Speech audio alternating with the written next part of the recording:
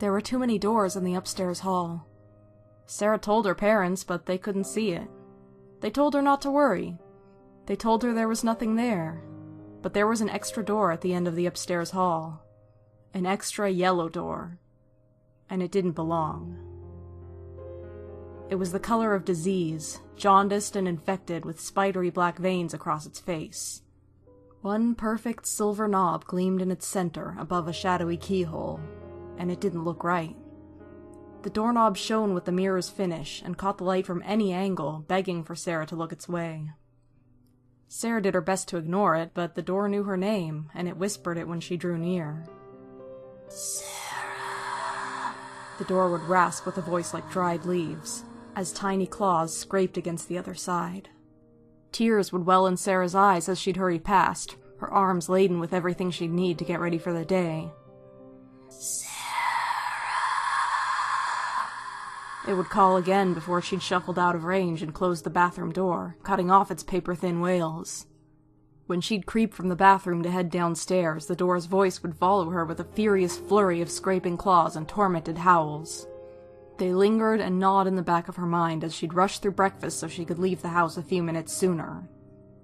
School became a blessing, an excuse to be somewhere else. At school, she could forget the door. At school, she could pretend her house was like everyone else's, with the right number of doors and no eerie whispers. But at the end of the day, it was still waiting for her at the end of the upstairs hall with its mirror ball knob and yellow face. She hated coming home and knowing it was there.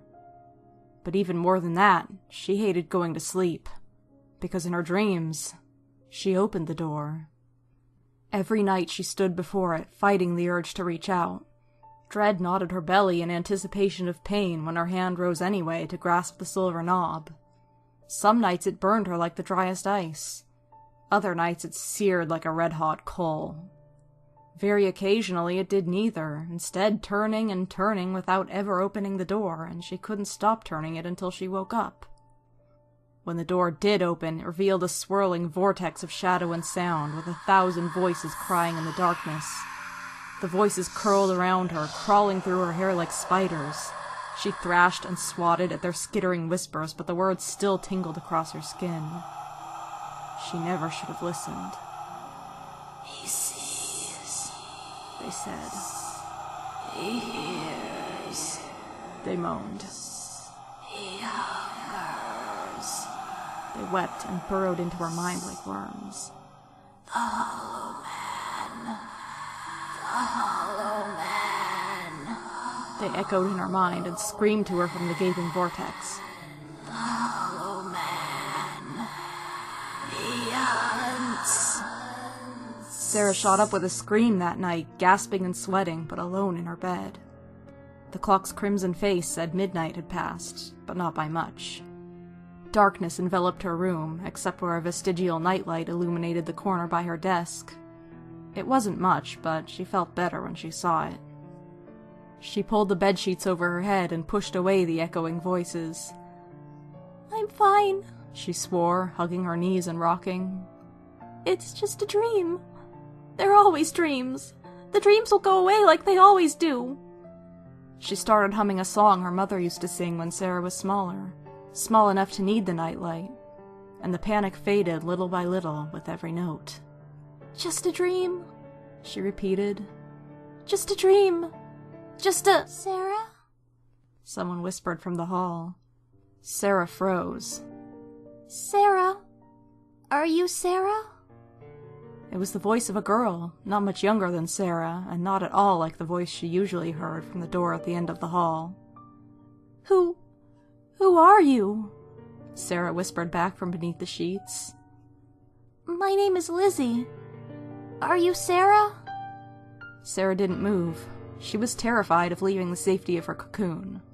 As the moments ticked past, however, an anxious curiosity emboldened her enough to peek out from under the covers.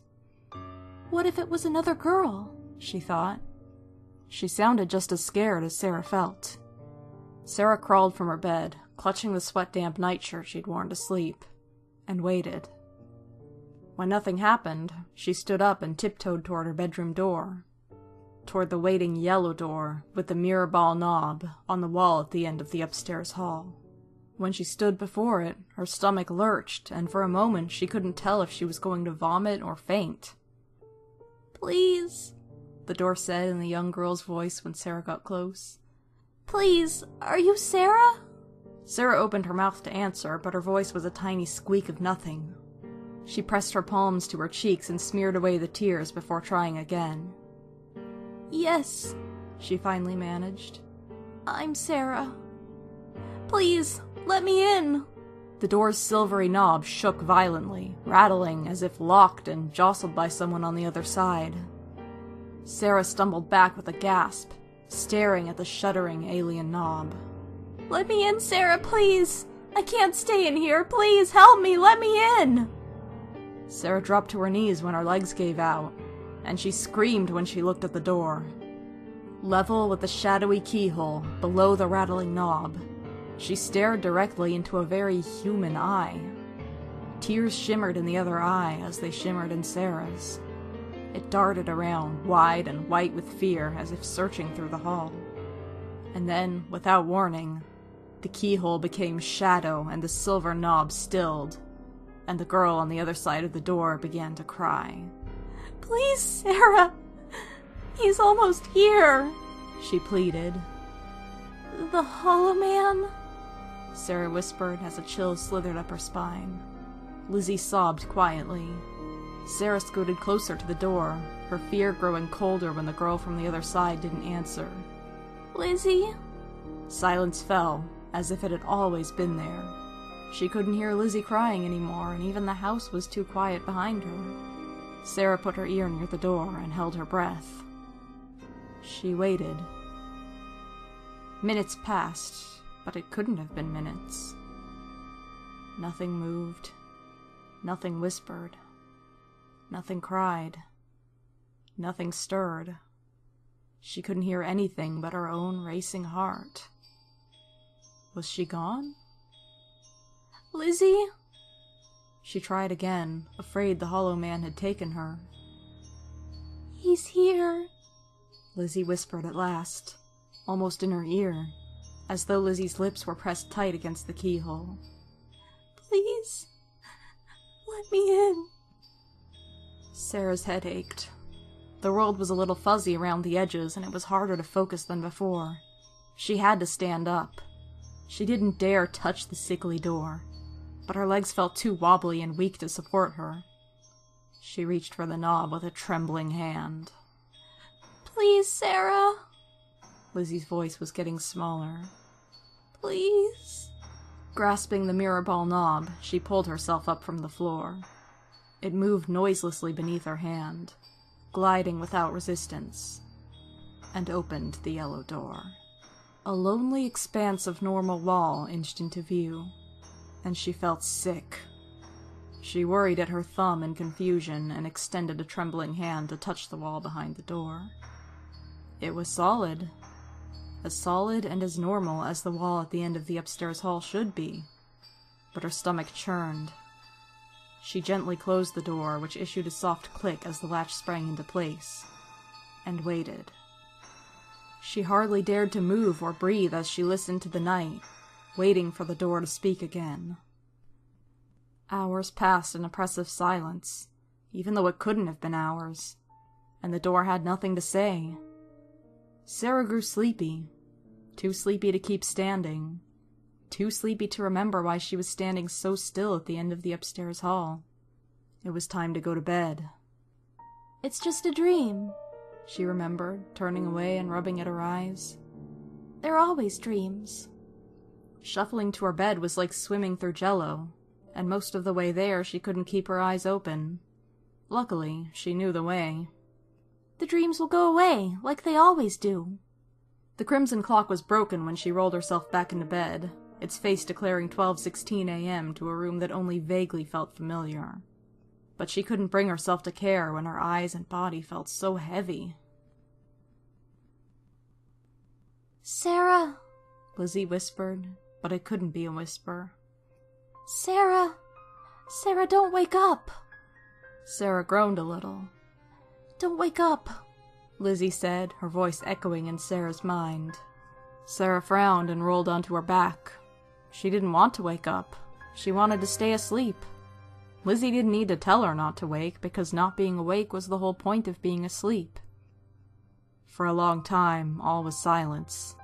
Sarah's mind drifted, and she felt herself grow lighter, as if getting ready to float up through the blackness that surrounded her. She could feel the cool sheets beneath her then, and for a moment, she thought she heard the papery thin rustle of leaves in her room. He's here, Lizzie whispered at last. Please, don't wake up. Who's here? Sarah wondered as she steadily rose. His hollow face, an eerie mask, with hollow voice at doors will ask, to be invited in to bask, above his favored midnight task. A strange tingling worked its way up Sarah's body as Lizzie recited the haunting rhyme in a disconcerting monotone. Clarity inched its way toward her slowly, melting away the fog of sleep. Hadn't she been dreaming? Was she still dreaming? Something was wrong. He's waiting inches from your face, to be the first thing your eyes grace, but keep them shut, or else embrace a hollow shell to take your place. Cold dread seized Sarah's heart with each new stanza, and she trembled with the weight of her mistake. For a moment she swore she could feel the air above her stir, stale and strangely warm against her cheeks. Leaves rustled above her bed. The yellow door you always keep, he follows you to where you sleep. Into your room he then will creep, your life and dreams for him to reap. Lizzie's voice became little more than a breath within Sarah's mind, and the air cooled around her when a pressure lifted from her chest. The leaves were in the hall. The hollow man, above your bed, with hollow eyes, deep slumber fed. His hollow dreams may fill your head, but never peak, or you'll be dead. Everything was wrong. Distantly, Sarah registered the sound of her parents screaming in their room, and felt tears sliding down her cheeks. No longer dream tears. She could feel the wet warmth as each one fell. Mommy, Sarah whispered, the sound paper thin. Daddy, She rasped with a voice like dried leaves. Lizzie, She thought, but Lizzie did not respond. Silence fell over the house, and Sarah knew nothing would ever be right again. From the hall outside her bedroom door, Sarah heard the soft click as a latch sprang into place, and waited. Silence filled the house again. The leaves were gone. Sunlight peeked through the curtains, and the crimson clock said it was 7:45 a.m. before she felt it was safe enough to open her eyes and leave her room. The yellow door, with its mirror ball knob, stared at her from the wall at the end of the upstairs hall, and the house was still too quiet. It was a different quiet than before, though. A different quiet from her dream. It was the quiet of a tomb. Except, of course, for the occasional tapping, as if from tiny claws, from the other side of the yellow door.